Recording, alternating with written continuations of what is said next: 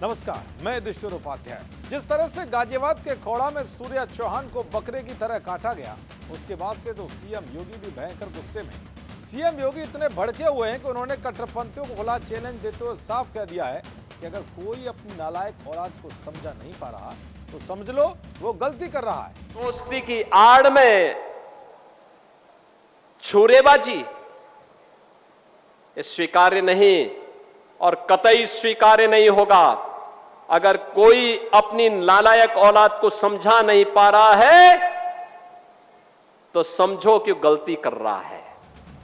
जब सीएम योगी के इस बयान ने कट्टरपंथियों की जमात के बीच हड़कंप मचा दिया है, तो वहीं यूपी पुलिस ने अपराधियों के खिलाफ ताबड़तोड़ एनकाउंटर शुरू कर दिए।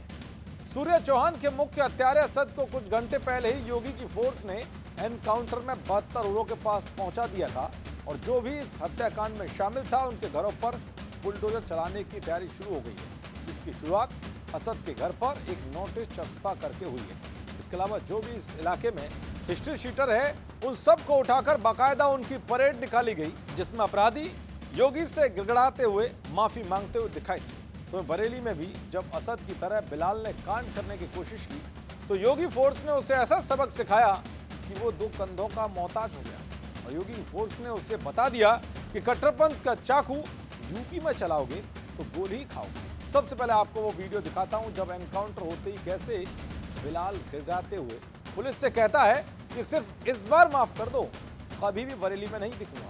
सर गलती हो गई सर, अब नहीं आऊंगा बरेली में, दिखूंगा भी नहीं कभी भी सर। अब बहुत बड़ी गलती हो गई सर गलती हो गई सर, माफ कर दीजिए सर। दरअसल लंगड़ाकर चलने वाला और अपने गुनाह की माफी मांगने वाला ये आरोपी बरेली का कुख्यात गैंगस्टर है। बिलाल बरेली का जिला पदर अपराधी है। बिलाल पर दर्जनों आपराधिक मामले दर्ज हैं, लेकिन अब इसका जो ये हश्र हुआ है वो इसलिए क्योंकि इसने एक महिला समेत 3 हिंदुओं पर चाकू से हमला किया। दरअसल सुभाष नगर के रहने वाले वकील ब्रजेश मिश्रा जब रात को गुलाब नगर में अपने मामा के घर गए थे तो लौटते समय जैसे ही वो बाइक पर बैठे तो पीछे से आए बिलाल ने उनको पकड़ लिया। उसने उन पर चाकू से हमला किया। मामा मामी ने बचाने की कोशिश की तो बिलाल ने उन पर भी चाकू से हमला कर दिया।